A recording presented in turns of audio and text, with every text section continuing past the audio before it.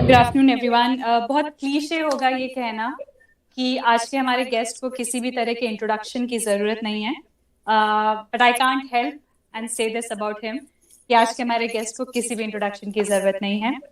तमाम भारतीय लेखक या अध्यापक इनको कोट किए बिना भारतीय समाज पे ना तो किताब लिख पाते हैं ना अपने लेक्चर ले पाते हैं।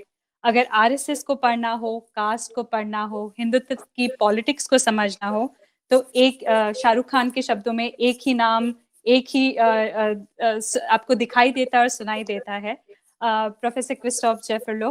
आई वेलकम यू, आपका स्वागत है। उनकी किताबों के बिना शायद सबके बुक शेल्फ अधूरे हैं, जो भी इन सारी चीज़ों पे बात करना चाहता है। तो हमारे साथ है प्रोफेसर क्रिस्टोफ जेफरलो, वेलकम, जो एक साउथ एशिया के विशेषज्ञ हैं, एक्सपर्ट हैं। वो एक राजनीति शास्त्री हैं। उनका area of interest mostly south दक्षिण एशिया है, जिसमें प्रमुख तौर पर भारत और पाकिस्तान है। क्रिस्टोफ दक्षिण एशियाई राजनीति और इतिहास के प्रोफेसर हैं साइंस पो पेरिस में। वो भारतीय राजनीति और समाजशास्त्र के प्रोफेसर हैं किंग्स कॉलेज लंदन में, और वो रिसर्च डायरेक्टर या शोध निदेशक हैं सेंट्रे नेशनल डेला रिसर्च साइंटिफिक में। मेरे लिए अपने आप में प्रोफेसर क्रिस्टोफ जेफरलो एक नॉलेज ट्रेडिशन है, and it's a privilege that he's joining us today. Thank you, Professor Jaffrelot, for joining us.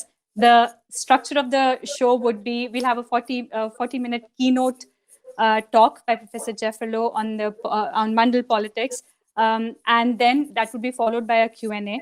तो मैं दर्शकों को समझा दूं जो सौम्या ने स्ट्रक्चर बताया हिंदी में एक बार, कि स्ट्रक्चर जो रहेगा शो का, उसमें एक कीनोट सेशन या लेक्चर या प्रेजेंटेशन आप कह सकते हैं, वो रहेगा प्रोफेसर क्रिस्टोफ का, और उसके बाद मैं और सौम्या कुछ सवाल जवाब करेंगे। तो मैं चाहता हूं कि इसको हम आगे बढ़ाएं। सौम्या, आप शुरू करें। As I said again, it's a privilege to have you on the show. I welcome you to do your presentation.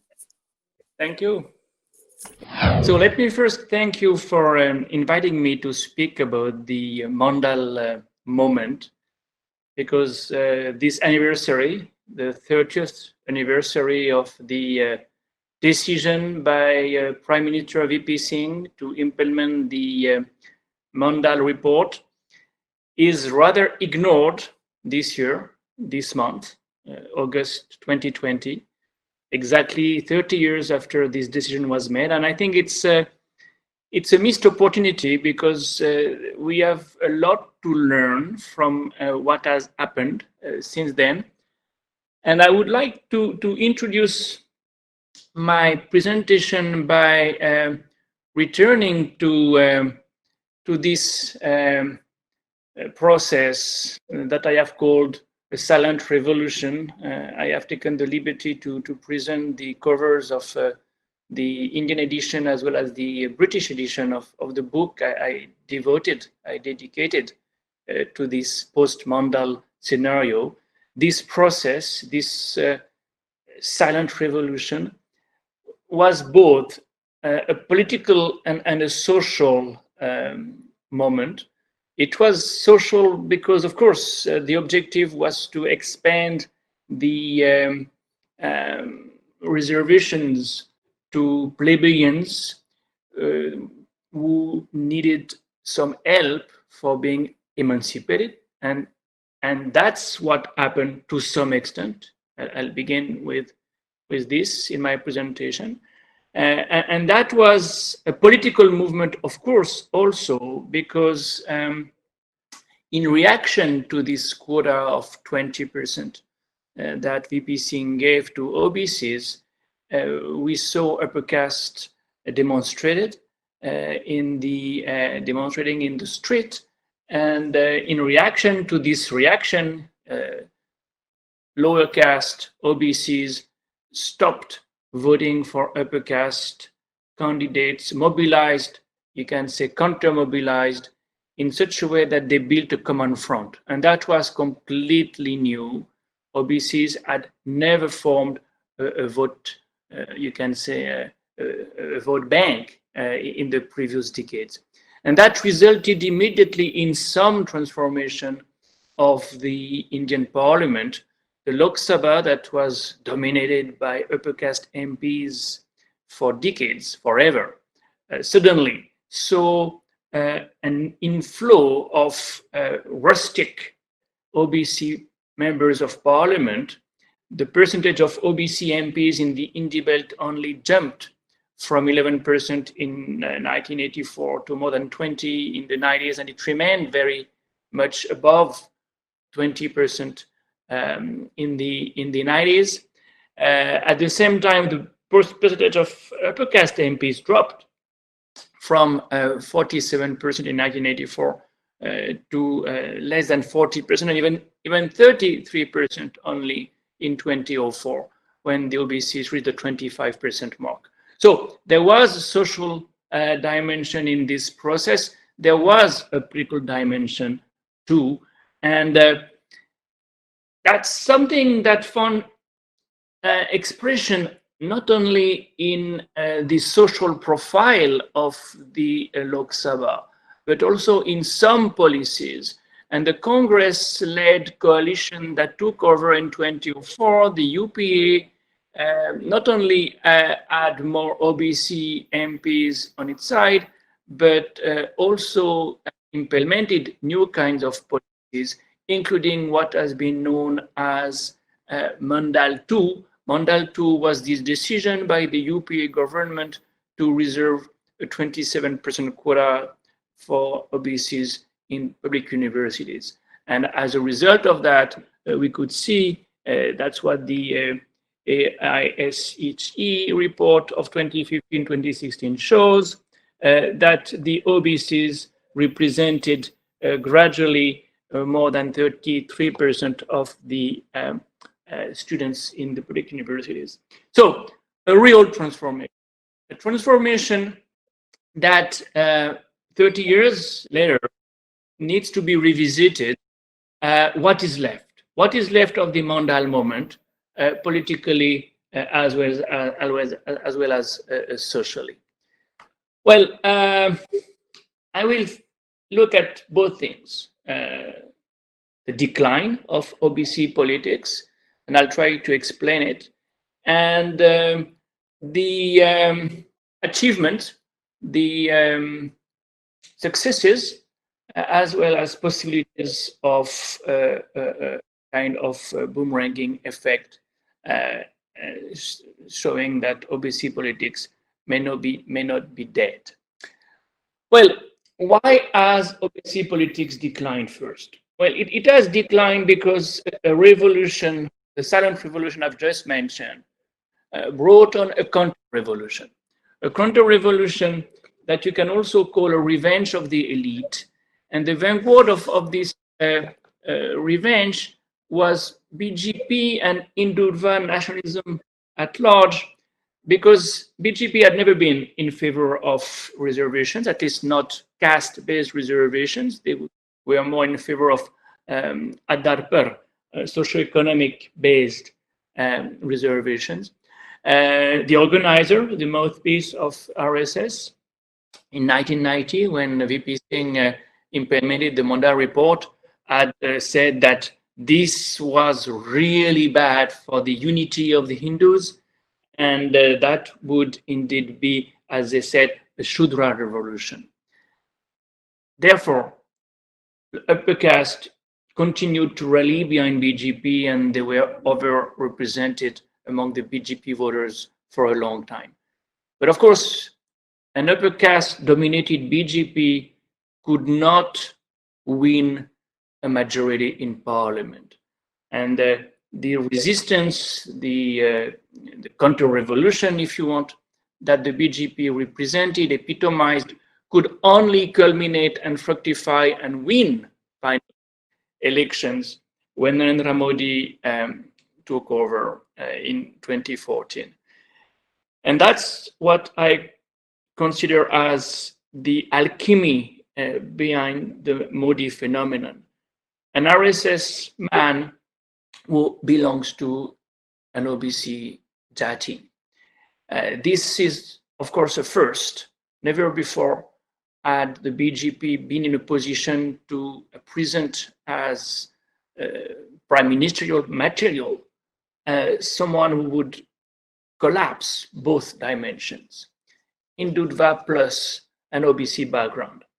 And that's probably the main reason why Narendra Modi could win over OBC voters and to bring the OBC politics in the background. I mean, in the margin of Indian politics.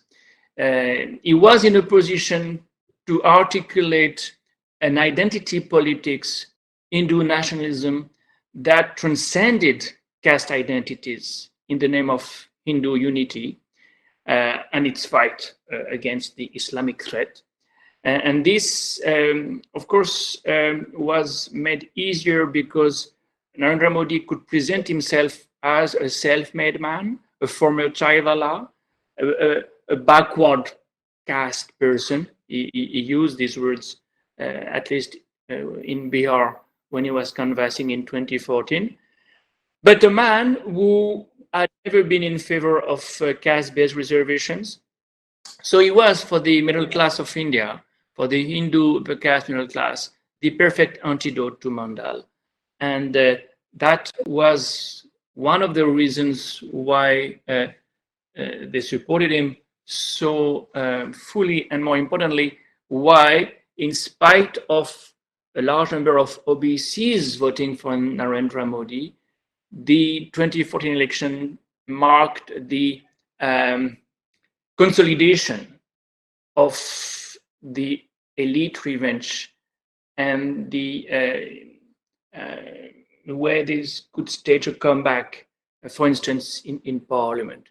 So in 2014, you could see the percentage of upper caste members of Parliament increasing tremendously. Well, it had already increased in 2019, but it continued to become very important.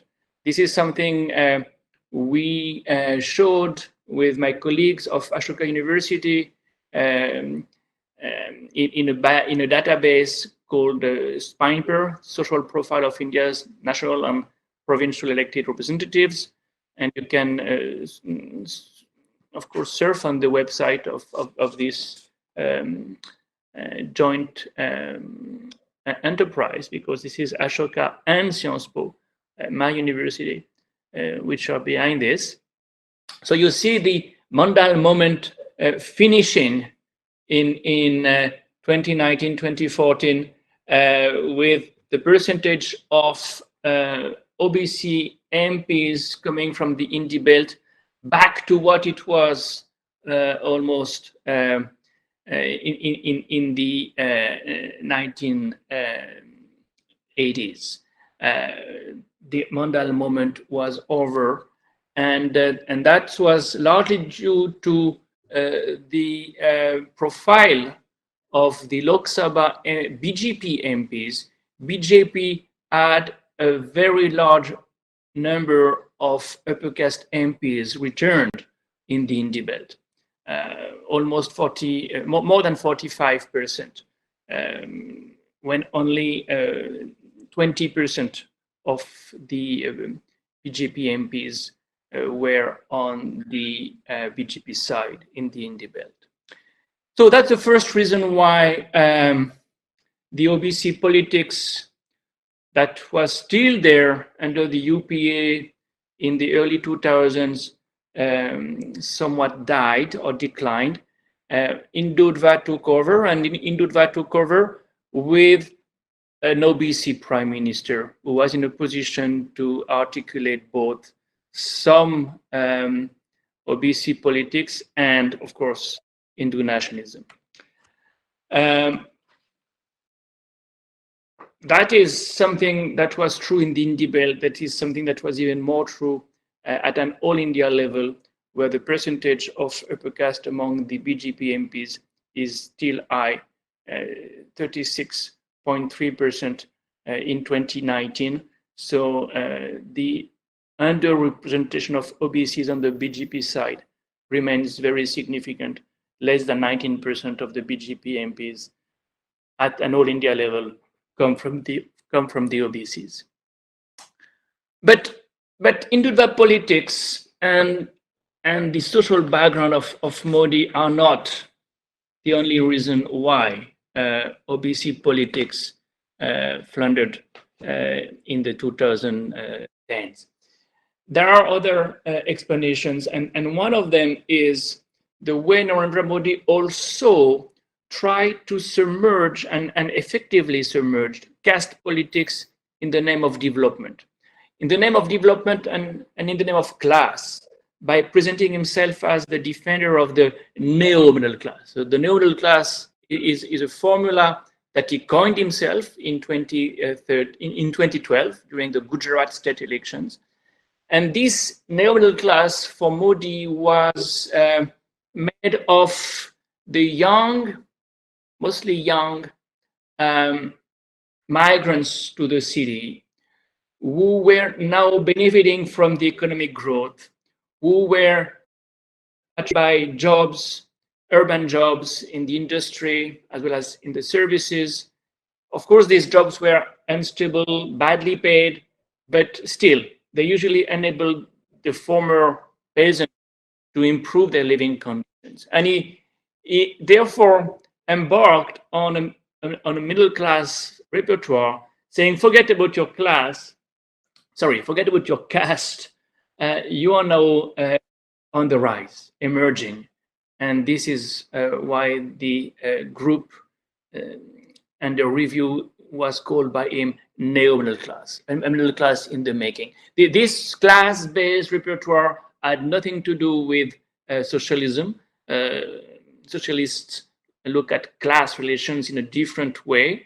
On the contrary, in fact, the way the notion of middle class was articulated was based on merit, and the repertoire, this merit-based repertoire, was in any case gaining momentum since 1991, since the 1981 reform.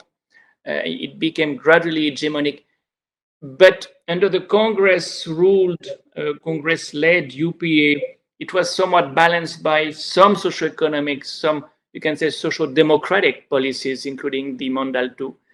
That was not the case anymore under the BJP government after 2014.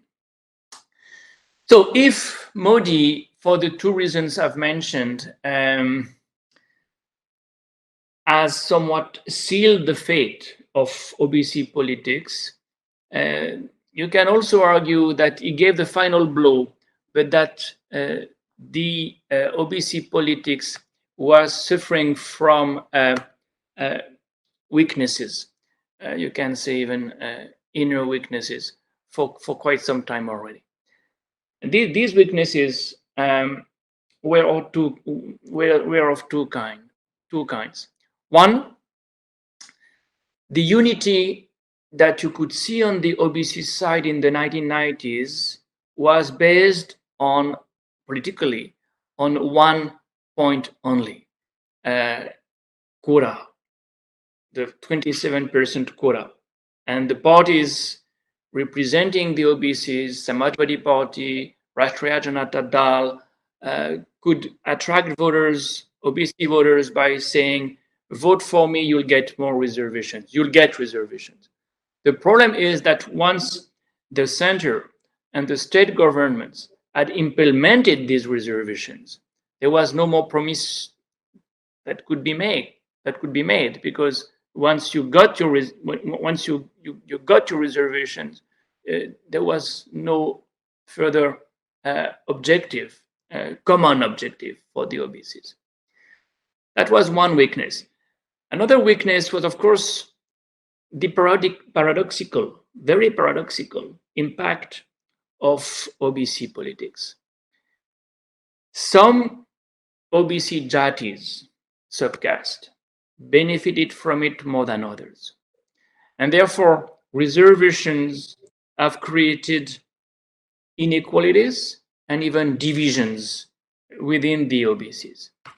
Now, if you take the case of the Yadavs, which are the most dominant obesity caste groups in Uttar Pradesh and Bihar, we know that they have benefited more than others more than other OBC groups from reservations. And we can infer that from the results of the Indian Human Development Survey that shows that more than 14% of Yadavs occupy a salaried job, and that's much more than any other OBC Jati, Kurmis, Telis, Kushwahas, Lodis. So you have an indication that there was a kind of Yadavization of the public sphere in UP and Bihar. And that was something that alienated other OBCs. And Samajwadi Party could be seen as a Yadav party, and RJD could be seen as a Yadav party, to such a way that other OBCs started to somewhat resent the Yadav's domination. And in Bihar, as early as 1994, Kurmis followed Nitish Kumar and started their own parties. In Uttar Pradesh, the kind of flourishing trajectory that the Yadavs embraced helped the BJP to mobilize those who resented the Yadav domination. Non-Yadav Jatis were consolidated and started to vote together for the BJP the moment the BJP was shrewd enough to nominate non-Yadav OBC candidates during the elections, state elections, as well as Lok Sabha elections. For instance, in 2019, during the Lok Sabha elections, poor OBCs voted more from the BJP than for the BSP-SP alliance. And that was very clearly due to the fact that BJP had given more tickets to the candidates coming from these small jatis. Of course, these small, somewhat poor jatis of OBCs rallied around the BJP also because there was a kind of craze for Sanskritization, for being accepted by the Hindu-I tradition, something Yadavs are not cultivating the same way.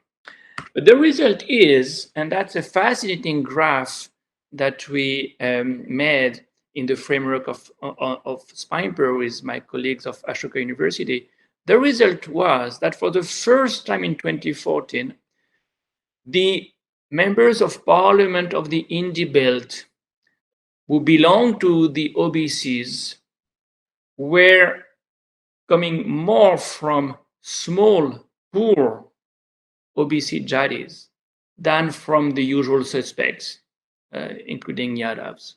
And that's the result also of this big weakness of the OBC politics, the divisions between the, you can say, upper OBCs and lower OBCs. So, is game over? Is OBC politics something of the past, something that cannot be reactivated? Well, yes and no. You can say no if you consider that it has not delivered, and therefore it has some future because there is much more to achieve. It's not because you give a quota that the quota is filled up. And if you look at different sources, you can see that 30 years after, there are still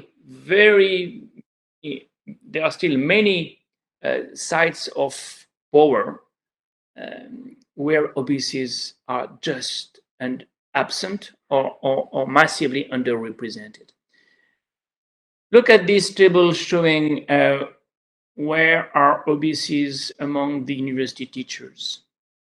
0 professor, 0 associate professor, You find them at the level of associate professor, where they represent 19.20% of the post, which means that they only represent 5.8% of the teaching post in the Indian university.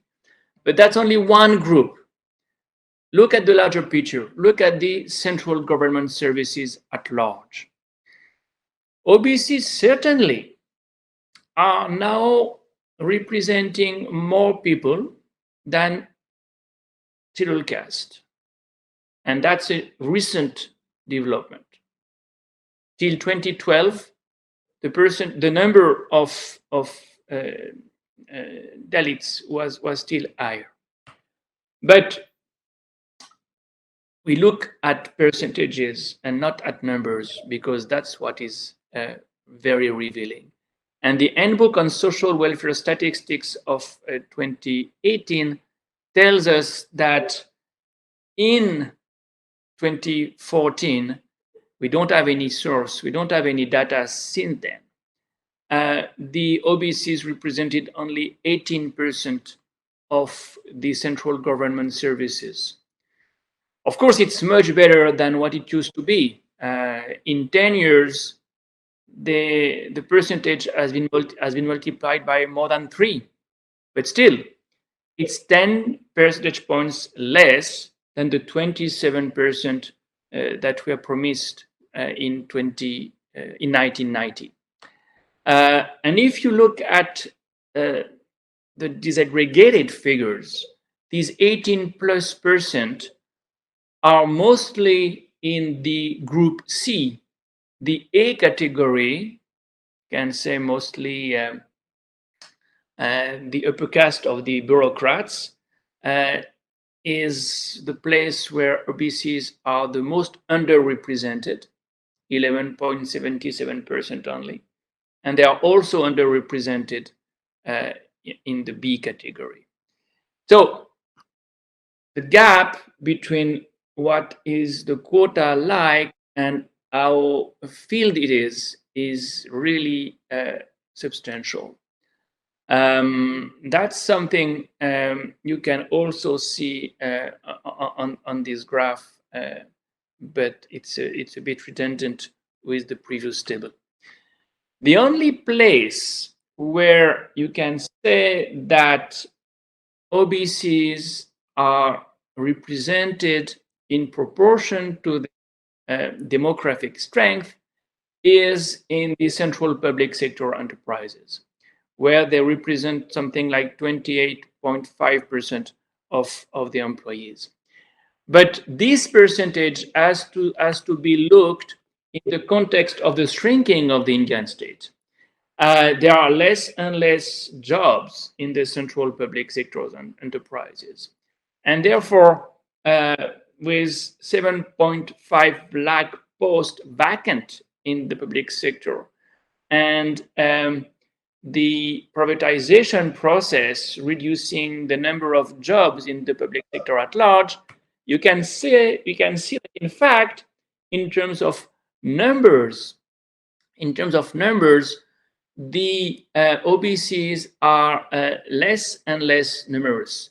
They have peaked in 2011-2012 when they reached 230,000 people, that 23.5 lakh. That has been reduced in 2013-2014 to 23.38, and the trend is probably continuing, because privatizations are reducing the number of jobs reserved and will continue to reduce the number of jobs reserved. Last May, Finance Minister Nirmala Sitharaman announced, along with the fifth and last tranche of the second COVID crisis-related stimulus package, that now there'll be a policy, a new, as they say, public sector enterprises policy that would result in privatization. A list of strategic sectors will be notified but there'd be no more than 4 public sector enterprises. The rest would be merged or privatized. So Mandal has not delivered, and that's, of course, a very important point to make in terms of access to the bureaucracy, especially the A and B categories have still few OBC people in their midst. And in the public enterprises, the percentage is fine, but the numbers are not, because of the decline of the number of jobs in the public sector enterprises. Which means, and I will stop there, that 30 years after what VP Singh announced the implementation of the Mandal report, certainly OBC politics has lost its appeal vis-à-vis Hindutva and the neo-middle class politics. It has also declined because of the divisions of the OBCs along party lines as well as Jati lines. But OBCs may feel the need to mobilize again because quotas are not filled and the number of jobs is shrinking. Last but not least, such mobilization may be even more justified in the eyes of OBC leaders if dominant caste, Patels, Jaats, Marathas, Kapurs, are recognized as OBCs. They are asking for this recognition, for this classification, because they are also suffering, some of them at least, in villages. And therefore, there'll be more competition for reservations if such large caste groups are included in the OBCs. But even if that doesn't happen, the figures I've just given may be sufficient for justifying some mobilization 30 years after around the OBC politics that is possibly not dead. And I'll stop on that. Okay. Thank you so much, Professor Jaffrelot, for the presentation. We have a couple of questions for you. So my first question, because you were just discussing Yogendra Yadav and the translation to your book, my question is that Yogendra Yadav, in one of his papers in India's seminar titled Ambedkar and Lohya, a dialogue on caste, mentions, I quote, Lohya, instead of debunking mythologies vis-a-vis Ramayana and Mahabharata, preferred a retelling of these stories. Lohya engaged with the deities and other mythological characters with unabashed admiration, and yet from an avowedly atheist position that reserved the right to be irreverent and critical.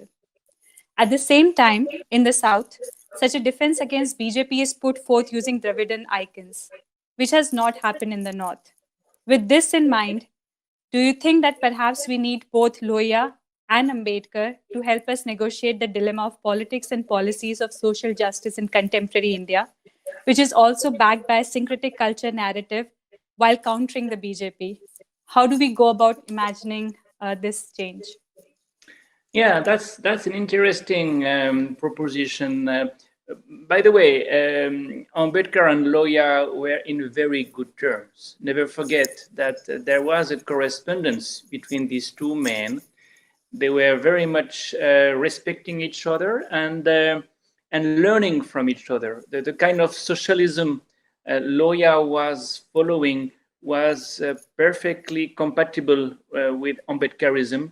Ambedkar was, quote unquote, allergic to communism, to Marxism, because he did not believe in class only, and the communists insisted that class was the unit of analysis that they would stick to. On the contrary, of course, Lohya factored in caste as a major element of Indian society, the most important element of society in India, and he was not the only one. And Narendra Dev and many other socialists did it. So yes, these two personalities could be seen as the two faces of a coin, that would be for equality, and at the same time for traditions, quote unquote. Traditions in the sense that Loya, for instance, and Yogendra Yadav insist on the same thing, wanted Hindi to be the language of the state, the language of, the administration, because that was the language of the people. And this is, if you want, a tradition that could be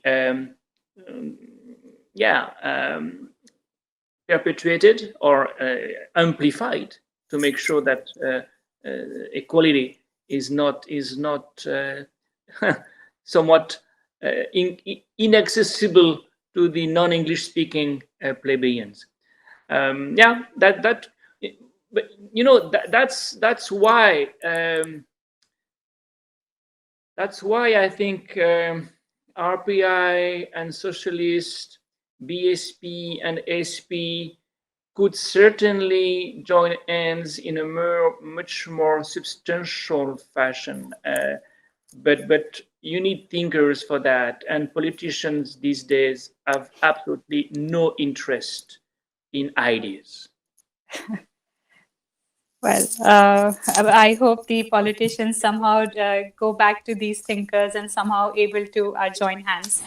That while we were listening to your presentation, you talked about the reduction of jobs in public sector. You talked about the increase of the generation of a discrimination inside the OBC category among the castes there. But because Mandal Commission thing, the whole recommendations which were implemented, the list of recommendations implemented, so it started off as a political movement. It never started off as a social movement. So where the idea of equality was just a representation, it was at the core of it. But after 30 years of the movement, so where you ended your presentation, we talked about where it is now. It's substantively remained within the political sphere only and has not been enough, recognized, popularized, or even organized at the societal level. Yeah. Do you think this is the case? And one is, do you think, is it like that? And if it is so, how do we overcome this situation, or how do we understand this? So why it happened, how it can be changed? Yeah. No, it's a very important point, because when we look at affirmative action, positive discrimination, we are not looking at massive social changes. No, the Mandal Commission report was not aiming at an employment scheme. Everybody knew that the number of people who would be benefiting from this would be very small. So it was not a mass transformation. It was not intended to be one. Positive discrimination tries to create an elite group within plebeians in order to create leaders, in order to create role models, in order to create spokespersons. VP Singh was saying, what we want is people from the OBCs in the corridor of power, because in the corridor of power, you can help your community. Incidentally, that is what has happened on the Dalit side.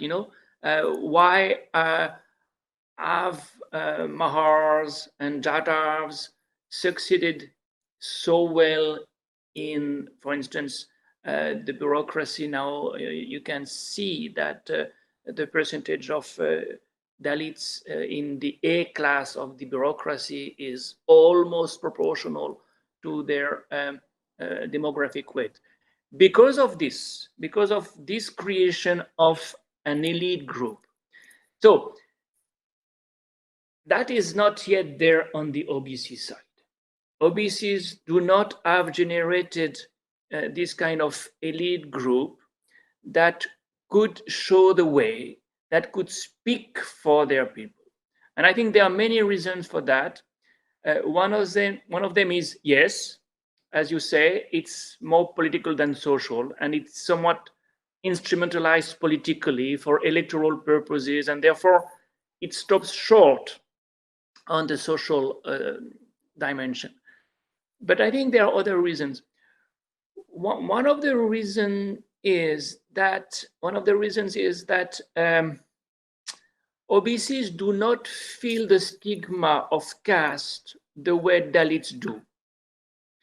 So this idea that you are somewhat accountable to those who are still in what Ambedkar called the Dalit ghetto, to those who have been left behind, is not as such as for the most committed Dalit activists you can see. That's, I think, the OBC identity is very fuzzy compared to the Dalit identity in that sense, in terms of caste. And secondly, it's not similar also because the divisions between OBCs is probably even more palpable. You know, the differences between the rich and the poor, between dominant Jatis and poor Jatis are so large. You know, how do you make a group out of it? You know, how do you make these people follow a similar line, converge? They converge when they have to fight for one very specific issue. In the 1990s, they had to fight together for this quota. But the moment they got it, divisions prevailed, and Kurmis and Yadavs fell apart in Bihar, for instance. But that was true elsewhere. So I don't know if I responded to your question, but there is certainly a difference between reservations and social redistribution, a mass movement.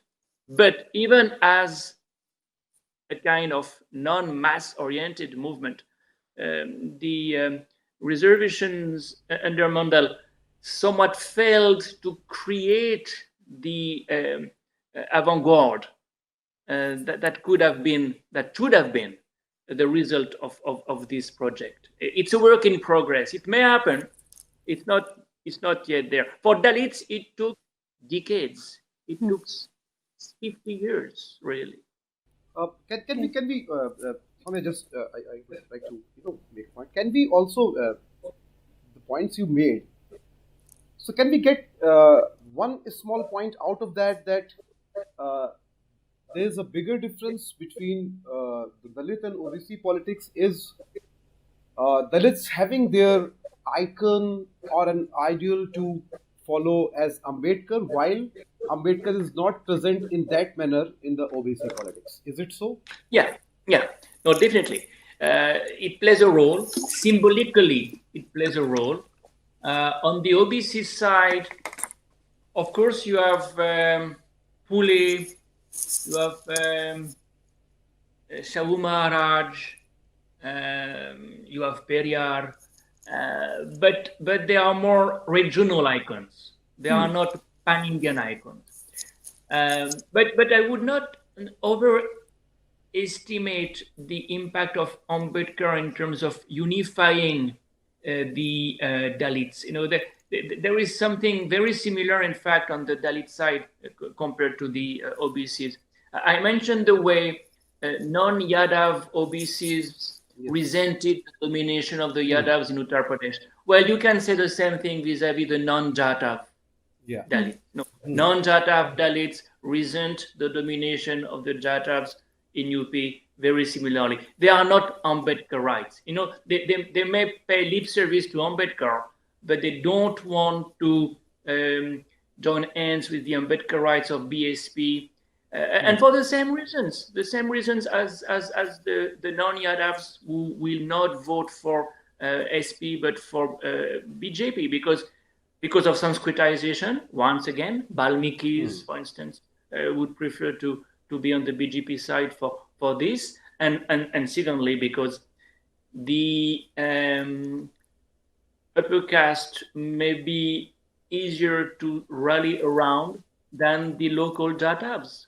for Balmikis, for Katiks, for so many castes which are left behind, which are resenting the domination of the Jaat. You see the problem of reservations. Reservations are cornered by few Jaatis on the OBC side as well as on the Dalit side. And therefore, there is almost automatically a division within the Dalits and the OBCs. And now we should invent a system, a quota within the quota, to make sure that the Dalits, the OBCs, whose Jaatis, whose families have never benefited from reservations, could have access to that. And it's a very difficult process, but some initiatives have been taken. Maybe that is why politicians are scared of going into this much of complicated process. Soumya. Exactly, and rightly so. It's fair enough.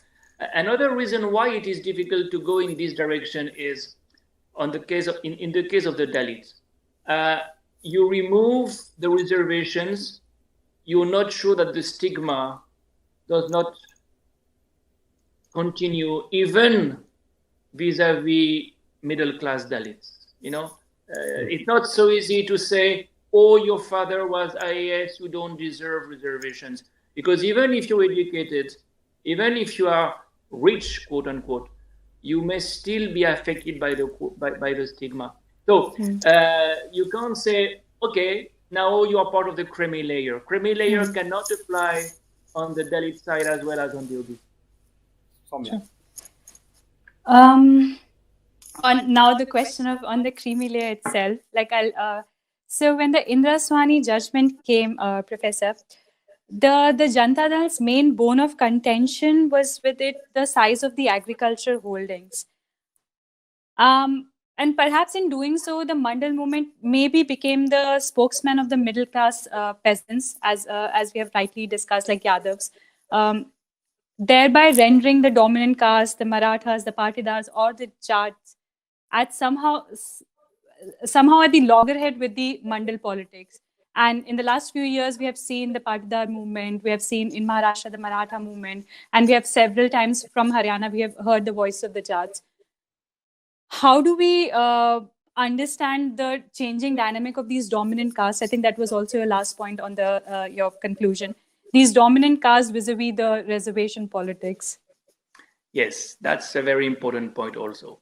The problem is that caste and class do not coincide as much as they used to. We used to consider that dominant caste did not deserve reservations because they were dominant. And they were dominant in the village because of their numbers, because of the land they had.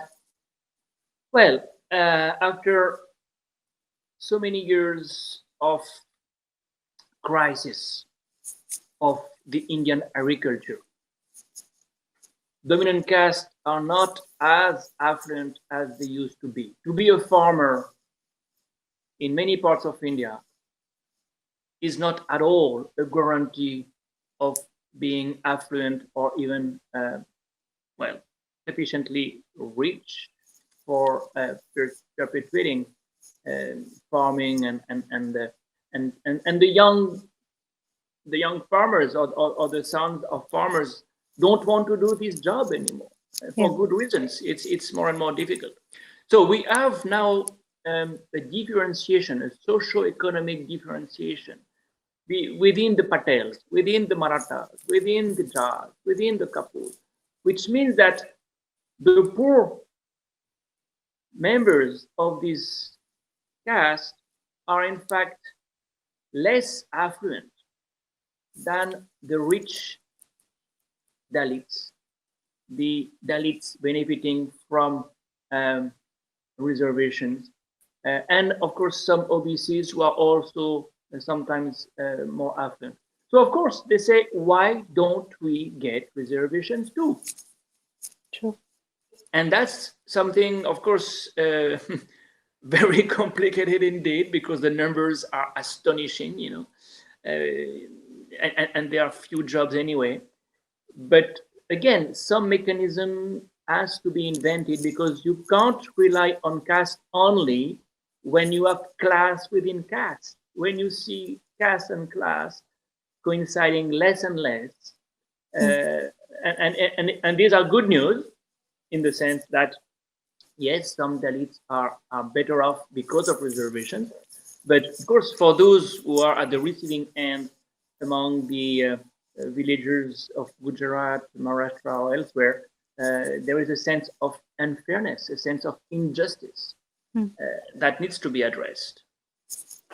Oh, so what I'm hearing is that some of the Marathas and Patidars have lesser income as compared to the creamy or the upper caste of the Dalits. Is that?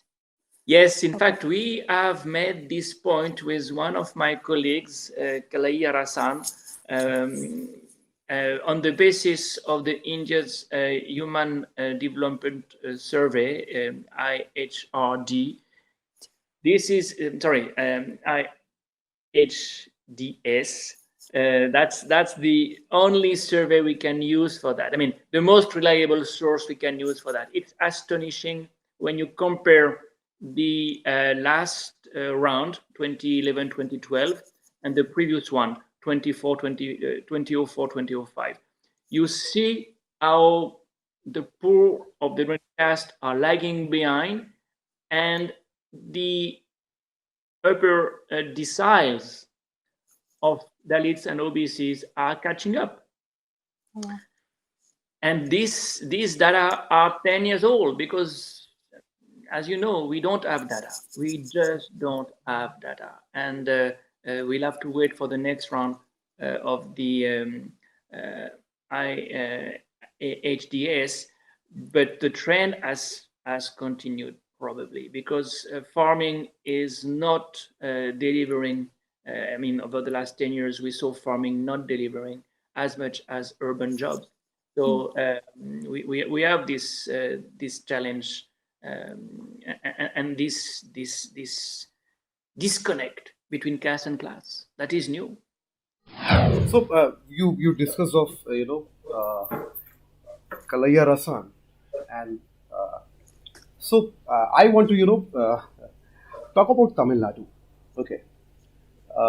Because Tamil Nadu has has been a very interesting case study since the Hindu nationalist movement has risen in India, and since last 6 years, the ruling regime, the ruling party, and the so understood supreme leader has been trying to convey to Tamilians that he is a subaltern who loves Tamil language. And so Kalaiya Rasan, I was a few days ago I was reading one of his interviews where he said that the Tamils know that this is some sort of an effort to create not just it's not about the Brahminical hegemony, but it's about the linguistic thing, which has affected more the way they have evolved in last 100 years.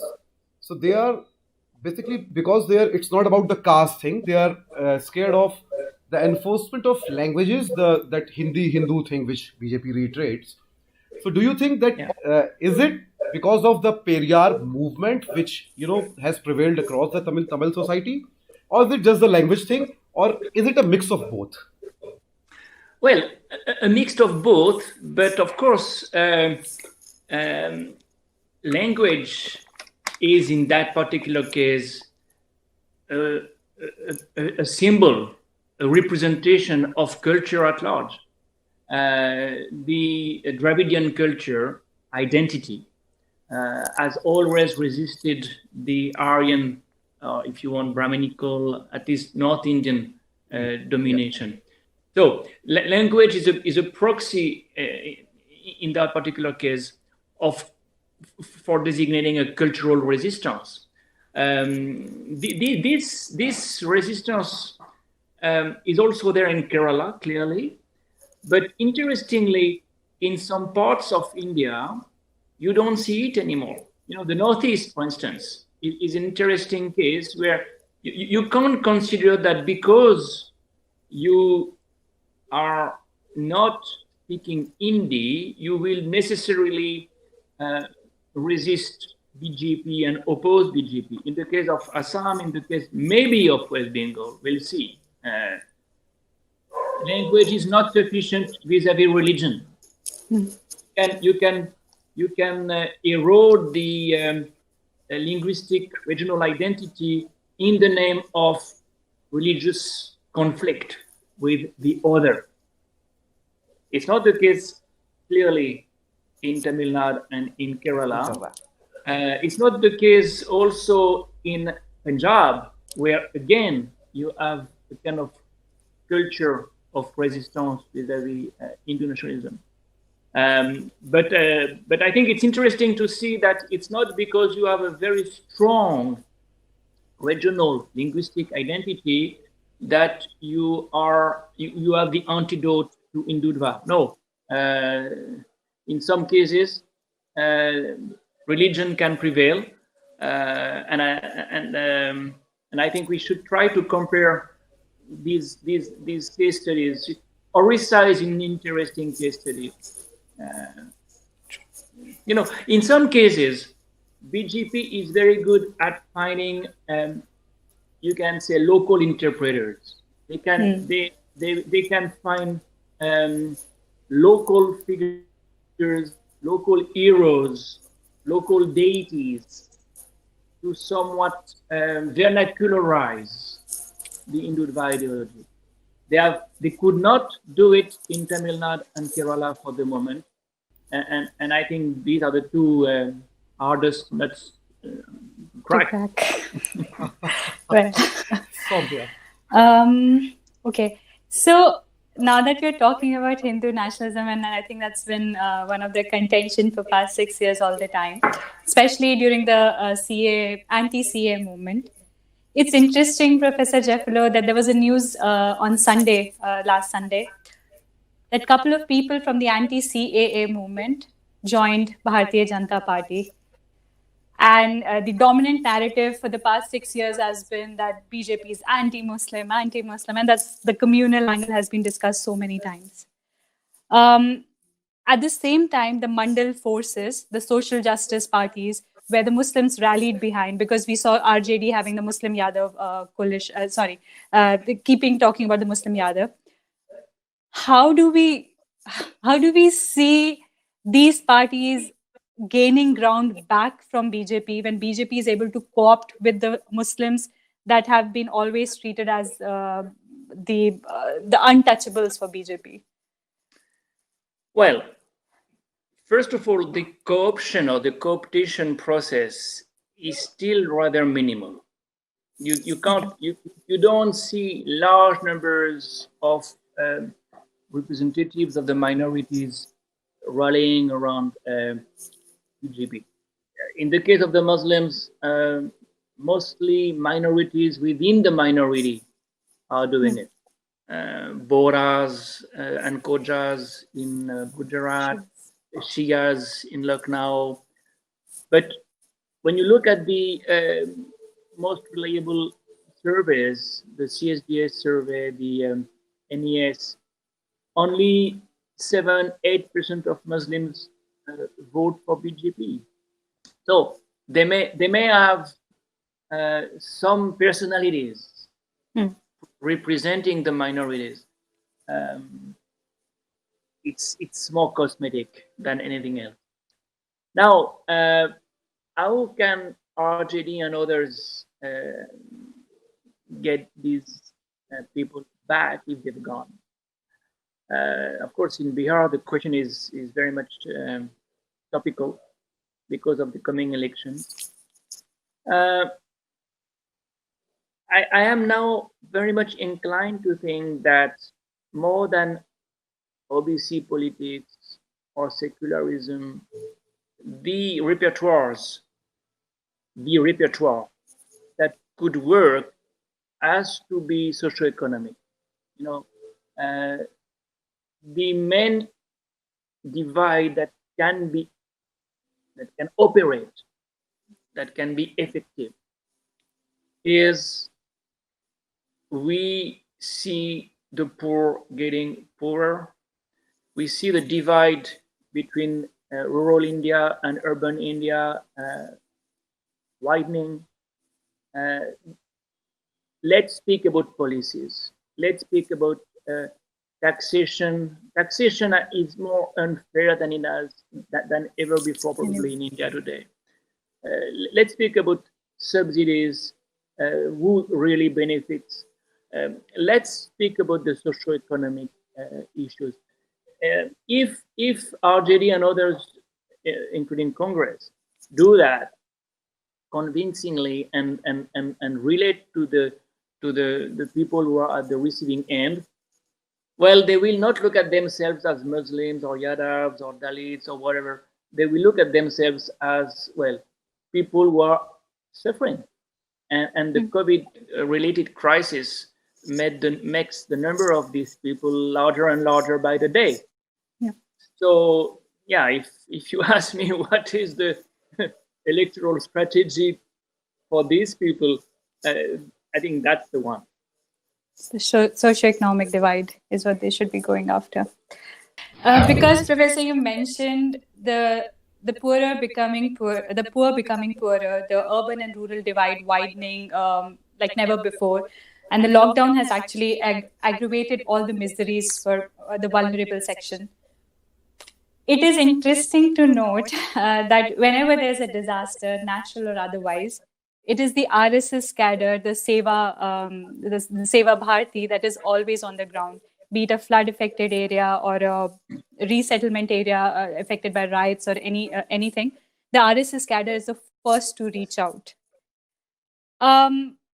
Then I feel like the RSS, as you always say, always tries to conquer the society. Not unlike the European fascism, it's not only after power. It's actually trying to conquer the society. When it always steps into that vacuum, how do the other forces that don't have a huge cadre or are still still struggling electorally, how would they be able to ever compete with this mammoth of an organization? Well, first of all, they can compete by doing the same, and nothing prevents them from being active on the ground. I mean, it's a question of dedication. Once upon a time, there was a Congress Seva Dal. Once upon a time, there was also a Gandhian movement that was very close to the people. And Congress was such a mass movement because of this social, societal commitment of activists. So that's the first response I would make. The second response, of course, is, well, we should look at this as also a way to be charitable. It's not as if social work represented an agenda for social transformation. It's more, you can say, social conservatism that it is aiming at. You diffuse tensions by helping the poorest of the poor. You do what needs to be done in cases of emergency, but you don't want more equality. You don't want public policies transforming society substantially. So that can be exposed easily. And it's not only in India, you can look everywhere. These movements are doing social work to get sympathy everywhere. Hamas, Hezbollah, Lashkar-e-Taiba do social work a lot. And of course, they can do this, and that's my third response, when the state is not there anymore. There is another problem is social groups or social work is made by such groups because the state is not doing its job. There is a very interesting book by one of my colleagues, Tarek Tachil, showing that what the Sangh Parivar could do in Chhattisgarh could not be done in Kerala, because in Kerala there is a state. The state is doing social work. So there is much less space for organizations of that kind, for that kind of job. Of course, the state is shrinking everywhere, and that's one of the reasons why they can benefit. Basically, it's, yeah, Soumya, you were saying something. No, I was just saying Mohan Bhagwat keeps repeating minimum government, maximum governance. So basically, they had the socialist movement during the emergency, and after that, they used to they used a quote. They used an abbreviation that was TINA. There is no alternative. So they should basically rewrite it down, and you should use TINA. HW. There is no alternative to hard work. So the Sangh Parivar did the hard work, and now they'll have to think about that. That how much the thing people said, because whatever the welfare work, or if you either you call it a Seva Bharati thing, or what Jamaat Dawa does during the earthquake in Pakistan. So it's a publicity department of religious right-wing organizations, which actually has a motive of getting a regime ruling the state. But indeed, in Hindi we call it. This is very interesting. There's a very interesting term in Hindi. The work of service, the seva, they have started calling it since last few years dharmarth. So that says this is for religion. They are doing a service and they are calling it for religion. So the term they have coined in dharmarth. So Professor, I'm coming to my next question. That do you feel that there is an absence of a pan OBC solidarity as well as a pan Dalit solidarity? That is basically that can be seen as something wholly representative. There is a Yadav solidarity, there is a Kurmi solidarity, there is a Paswan solidarity. Now, since last few years, 2, 3 years, 4 years, someone like Chandrasekhar, who has formed a Bhim army, and there are a lot more people, even Jignesh Mewani. They have spoken about Dalit, Bahujan, Adivasi, and Muslim unity. So, do you see this as a materializing effort that can go towards the Dr. Ambedkar's concept of graded inequality somehow, which is obstructed by the because there's no unity or solidarity among the castes. Yeah. No, this is this idea of amalgamating Dalits, OBCs, Muslims was already the idea of Kanshiram. BAMSEF stood for Backward and Minorities Employee Federation. He wanted to bring together, and he started hard. He started to do it very hard in Maharashtra in the first place, and then across India, and that is Ambedkarite. Yeah, but the efforts of Kashiram, the dream of Kashiram has died. This is what I believe. If you see BAMSEF or the BSP, exactly, that disappeared after he died. I mean, the project disappeared after he died, and I think that it has something to do with what you said. This idea of graded inequality means what? It means that upper caste Muslims would not be happy to join hands with Dalits. Middle class Dalits would be more Hindutva oriented than before, and therefore would not necessarily want to join hands with Muslims. You have this constant, resilient, you can say hierarchical way of looking at society, and that makes solidarity between such groups much more difficult. That's why I really consider that the only way out is to look at socioeconomic issues are the most important ones, because if they prevail, then the identities you're mentioning recede in the background. But we are not there yet. But to connect this question with the previous question, that could well be the agenda of Congress. If Congress wants to be a mass movement again, it has to work as a social movement on the ground for the poor. And as I was saying, the poor will be more and more numerous. This crisis, the present crisis, will generate millions of poor people. Do you think Congress is even trying it or trying it a bit? Can you see it something like that? Yeah, well, the question is, Congress is such a proteiform animal. You can't say what it is. It's everything. It has always been everything. It was KM Munshi in Gujarat, and it was, of course, JP for some time in Bihar. They were together in the same party in the war period.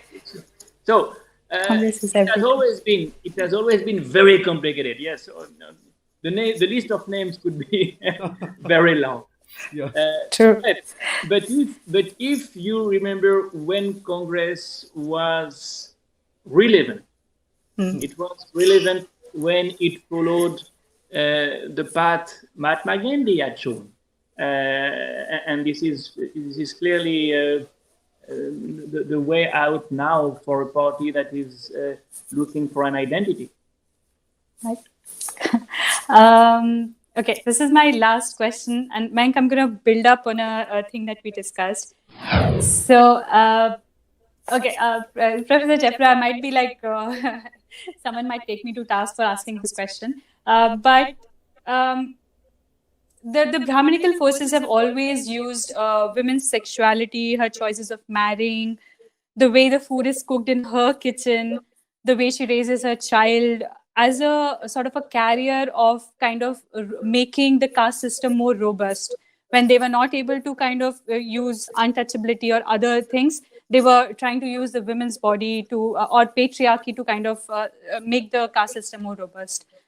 But the question of the question of gender somehow is not the primary focus of the mandal politics. And so I've heard a lot of people, a lot of women who are in caste politics keep saying that the question of caste cannot be asked without the question of gender.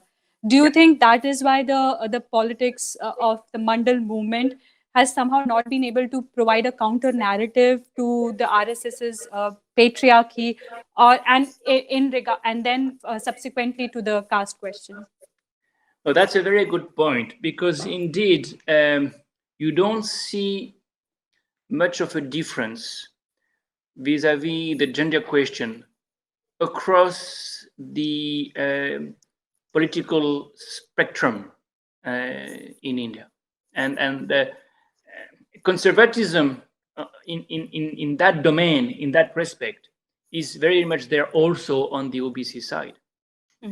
So we have a very clear, you can say, loophole in the positive discrimination policies of India.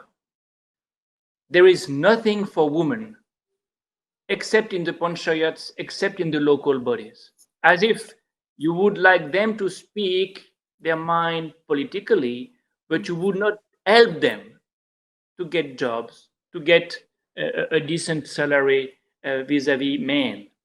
This is a disconnect you don't find everywhere. In some countries, gender is the criterion for positive discrimination in respect to access to good jobs and to education, not in India.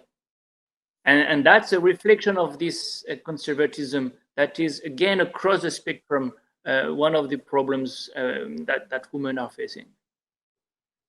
But when the BJP is able to give token positions to Nirmala Sitharaman, Smriti Irani, Sushma Swaraj, late Sushma Swaraj, and so many other women, they are, despite not being able to pass the women reservation bill, refusing to pass the women reservation bill, they're still able to kind of garner the women votes, and they have reduced the women voting differences, I think, from 2014 to 2019. Are they is how do you counter that? Because they're giving like these great positions to women, but they're still token representations. Yes, well, a minister is not necessarily a token. It's quite significant that every party, Congress, BJP, has had women as ministers, but of course, this is the tip of the iceberg. This is the visible tip of the iceberg. So the number of women in parliament remains very low. My colleagues of Ashok University have made the calculation. Only 6% of MLAs are female MLAs across the assembly. Can you imagine that in some states there is just none, 0 women in the assembly? So it shows that you may have ministers, women ministers, but that's not sufficient. The alibi is not sufficient. And beyond politics, I repeat, something has to be done in terms of gender equality in the working place, in the job market, and we are very far from that. Lastly, when we come to the end of this thing, and I'm again coming to the Mandal Commission recommendations, because it's, the 3 decades, 30 years. The Mandal Commission did not just, make the recommendations about the reservation in jobs and the education sector, but there were recommendations about the social reform, restructuring, and financial and social assistance to the society. Do you think that the lack of promising efforts towards the recommendations which were of social restructuring and focusing more on the jobs, vacancies, and the educational sector reservation has also done a lot bad to the whole movement? Yes, no, you're right to recall that and remind us that Mandal was not only about jobs, and it was only one fraction of the report. The ambition was much larger, and that's why, by the way, it was so important to give reservations to OBCs in the universities as well, because after some time it became very clear that there would be no way for the OBCs to get jobs if they did not get the right degrees. And that's what Arjun Singh and the UP government did eventually. That's Mandal 2. So it was not only jobs, it was also education. And it was indeed this idea that the whole ecosystem had to change. And some of the policies that could have been pushed, indeed, as you say, have to do with financing. For instance, there is this big problem of becoming an entrepreneur. How can Dalits, how can OBCs become entrepreneurs? They need access to loans. They need access to banking services. There is this fantasy of the Dalit entrepreneur. There is a Dalit Chamber of Commerce. No, the Dalits who can make it are a minuscule minority. Yes. And when they can do it, it's really a remarkable achievement. It's even less on the OBC side to some extent, because of the fact that reservations are much more recent. So yes, policies should not stop with reservations if the objective is more equality and more redistribution. And all the policies making it possible for Dalits, for OBCs to have access to education, to develop their own enterprises, all this should be part of the budget in the first place, because that's something that should be part of the budget. There is hardly any debate in the Parliament of India on this. It's one of the issues which is easily forgotten. That's one of the things that should be on the agenda of the opposition if they took socio-economic issues seriously. Thank you professor Jaffrelot सारे सवालों के जवाब देने के लिए, इतना बेहतरीन presentation उस डेटा को हमारे सामने लाने के लिए, जिसको देख के शायद सरप्राइज नहीं होना चाहिए, फिर भी होता है। सरप्राइज, शॉक दोनों चीजें होती है कि 30 साल बाद भी आज हम इस तरह का डेटा देख रहे हैं हमारी यूनिवर्सिटीज में, हमारे एमपीज और एमएलएस के प्रोफाइलिंग में, हर तबके में, कि रिजर्वेशन ने काम किया है पर कहीं ना कहीं कुछ मिसिंग भी रहा है। शुक्रिया उन सारी चीज़ों, उन पहलुओं पे प्रकाश डालने के लिए। हमारे शो का जैसे का नाम है जात ना जात, रैदास के एक दोहे से आता है, जात जात में जात है जस केलन के पात, रैदास न मानुष बन सके जब तक जात ना जात। हमने कुछ सोच के इसको अपने शो का टाइटल दिया था। हम बार बार इस बारे में बात करना चाहते हैं, थोड़ा लेयर्स के उसमें जाना चाहते हैं कि कैसे जाति को पहले समझें। अगर हम जाति को समझ पाएंगे, जाति व्यवस्था को, और जाति व्यवस्था पे किस तरह का काम हुआ है पिछले 70 सालों में इंडिपेंडेंस के, उसके बाद हम शायद उस जगह पहुंच पाएंगे जहां हम जाति को हटाने की या जाति से रिड या फिर उससे दूर होने की पॉलिटिक्स की तरफ बढ़ सकते हैं। पर जब तक हम इक्वालिटी और जाति व्यवस्था को इस तरह से अंदर से नहीं तोड़ पाएंगे, मुझे लगता ना समझ पाएंगे, तब तक हमें उस तक हम जा पाएंगे। तो इसलिए हम इस शो को डिस्कस करते आए, और हमारे साथ आज प्रोफेसर जेफरलो थे उस कड़ी में, और आपने जैसे देखा किस तरह से हमने कई चीज़ों को डिस्कस किया। तो मैं उनके कई चीज़ों को, उनमें से 3 प्रमुख बातें जो मुझे लगी और मुझे लगता है मैं उनको वापस सम अप करना चाहती हूँ अपने दर्शकों के लिए।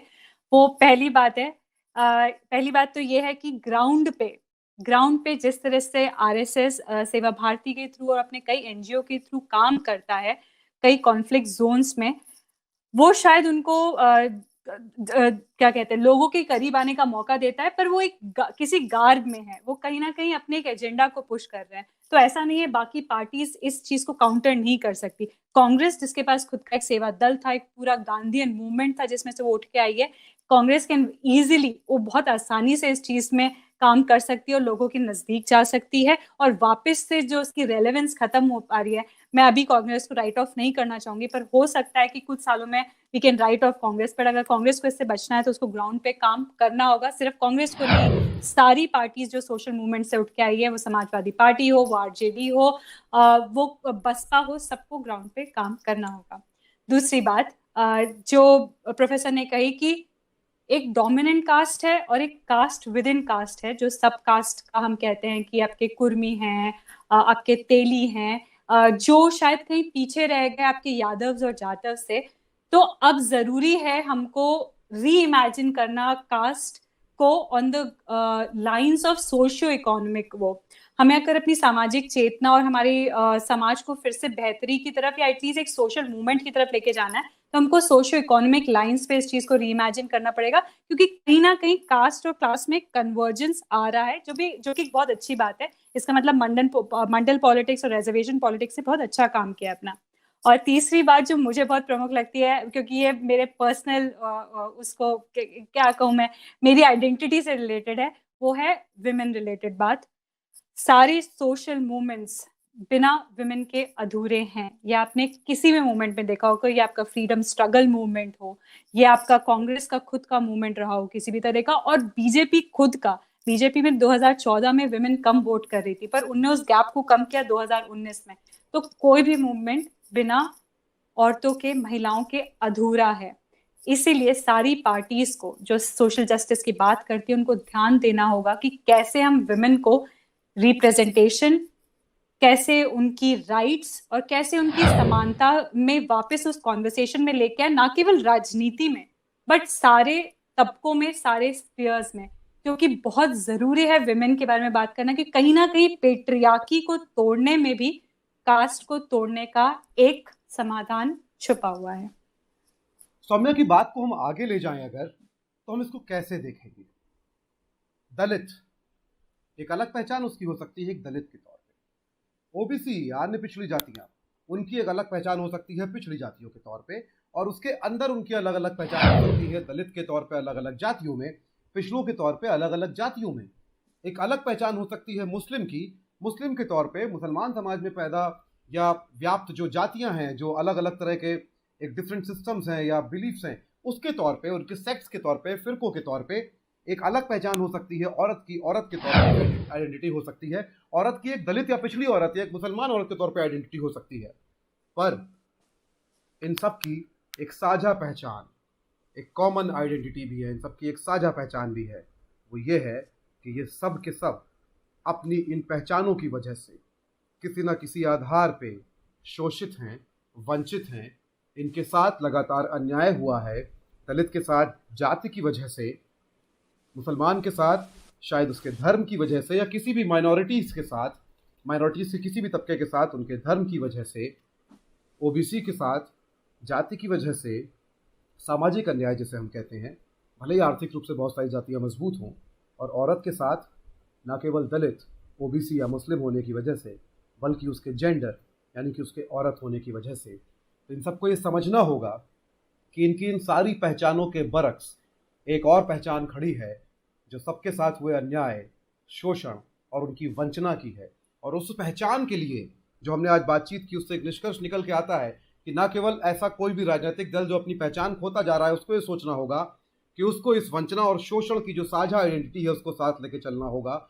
इन सबको भी एक साथ आना होगा अपनी उस कॉमन आइडेंटिटी के लिए जो इनके साथ होता रहा अन्याय है। और हमको ये समझना पड़ेगा कि केवल नौकरी में आरक्षण से या शिक्षा व्यवस्था में आरक्षण से, वो ज़रूरी है, वो होता रहना चाहिए, लेकिन केवल उससे बात बनेगी नहीं। उसके अलावा बहुत कुछ सोचना पड़ेगा। पर राजनीति, ये जो शब्द है हिंदुस्तान में, ये एक गड़बड़झाला करता है। ये न्याय के नाम पे आरक्षण का वादा करता है, ये न्याय के नाम पे पढ़ाई में आरक्षण का दावा करता है, लेकिन बाकी सामाजिक रेमेडीज़ ये नहीं अपनाता है क्योंकि वो इसके लिए चुनावी टूल नहीं बन पाते हैं। कांग्रेस ही नहीं, देश की सभी राजनीतिक पार्टियों के लिए एक संदेश है, क्योंकि जो अभी सत्ता में है उनको भी कभी ना कभी जाना होगा और लौटने के लिए उनको जनता का भरोसा दोबारा से जीतना ही होगा। लोकतंत्र में जनता का भरोसा जीतने के लिए लोकतंत्र में अब जनता का असल में वेलफेयर करने की ज़रूरत है, ना कि केवल चुनावी फ़ायदों के लिए किया गया कोई दिखावटी वेलफेयर। इसी के साथ प्रोफेसर क्रिस्टोफ जफरलो का हम बहुत शुक्रिया करते हैं। बहुत बहुत शुक्रिया, ये हमारा प्रिविलेज है कि हमारे साथ में थे। बहुत ही अमेजिंग और इंटरेस्टिंग सेशन रहा।